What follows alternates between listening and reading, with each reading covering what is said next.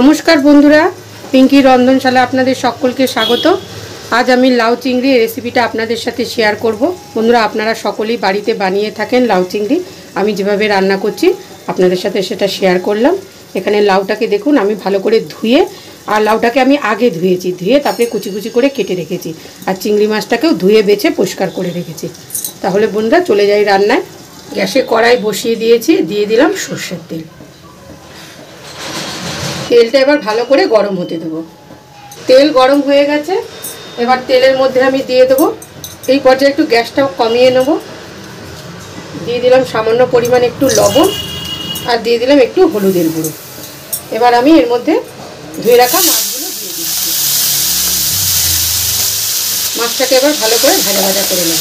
খুব বেশি ভাজবো না, হালকা করে একটু ভেজে নেব। কেন চিংড়ি মাছ বেশি ভাজলে তো বন্ধুরা শক্ত হয়ে যায়, তখন খেতে ভালো লাগবে না। চিংড়ি মাছটা দেখুন ভাজা হয়ে গেছে। এবার চিংড়ি মাছটাকে আমি এবার তুলে নিচ্ছি। মাছ ভাজার তেলটার মধ্যে আমি দিয়ে দেবো কেটে রাখা লাউগুলো। লাউর মধ্যে দিয়ে দেবো স্বাদ মতো লবণ। লাউর মধ্যে বেশি কাটা কাটা লবণ ভালো লাগে না বন্ধুরা, একটু হালকা হালকা লবণটাই বেশি ভালো লাগে, এটা আমার মত আর কি। আর দিয়ে দিলাম সামান্য পরিমাণ একটুখানি হলুদের গুঁড়ো। লবণ হলুদ দিয়ে ভালো করে এবার এটাকে লাউটাকে মিশিয়ে নিচ্ছি। একটু লাউটাকে হালকা করে একটু টানিয়ে নেব।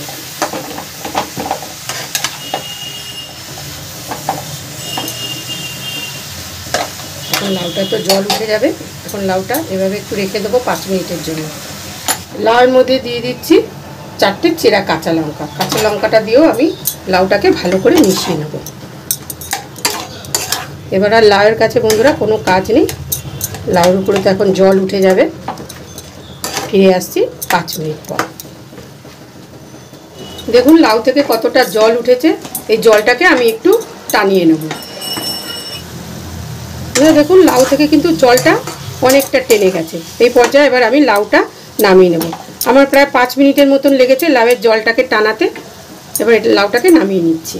কড়াইয়ে দিয়ে দিলাম সর্ষের তেল।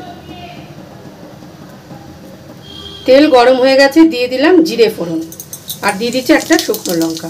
ফোড়নটা আমি ভালো করে ভাজা করে নেব। ফোড়নটা ভালো করে ভাজা হয়ে গেছে, এর মধ্যে আমি দিয়ে দিচ্ছি পেঁয়াজ কুচি। আমি এখানে একটা বড় সাইজের পেঁয়াজ কুচি করে রেখেছিলাম, সেটাকে দিয়ে দিলাম 2টো চেরা কাঁচা লঙ্কা। এই পেঁয়াজটাকে আমি একটু ভাজা করে নেব। পেঁয়াজটা যতক্ষণ ভাজা হচ্ছে বন্ধুরা, ততক্ষণ আমি একটা মশলা রেডি করে নিচ্ছি। কিছুই মশলা না, দিয়ে দিলাম 1/2 চামচের মতন। লাউয়ের পরিমাণ হিসাবে আমি যেহেতু অল্প লাউ, সেহেতু 1/2 চামচের মতন একটু জিরের গুঁড়ো দিয়ে দিলাম। দিয়ে দিলাম সামান্য পরিমাণ একটুখানি লবণ, যেহেতু আগে লবণ দেওয়া আছে সেই জন্য আরেকটু লবণ দিয়ে দিলাম। আর দিয়ে দিচ্ছি সামান্য পরিমাণ একটু হলুদের গুঁড়ো। দিয়ে দিলাম 1/2 চামচের মতন একটুখানি চিনি। সামান্য পরিমাণ একটু জল দিয়ে দিচ্ছি। দিয়ে মশলাটা পেঁয়াজটা ভাজা হতে গুলিয়ে রেখে দিই। পেঁয়াজটা দেখুন ভাজা প্রায় হয়ে গেছে। রেডি করে রাখা এবার মশলাটা এর মধ্যে দিয়ে দিচ্ছি। এবার মশলাটাকে ভালো করে একটু কষিয়ে নেব।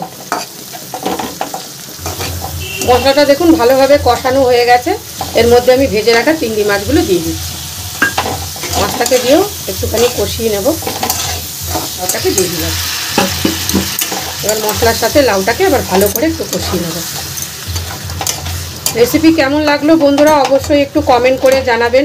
ভালো লাগলে একটা লাইক করবেন, এবং আমার চ্যানেলটিকে বন্ধুরা অবশ্যই একটু সাবস্ক্রাইব করে দেবেন। এবার আমি একটুখানি এই ভালো করে এবার মশলার সাথে একটু লাউটাকেও কষিয়ে নেব।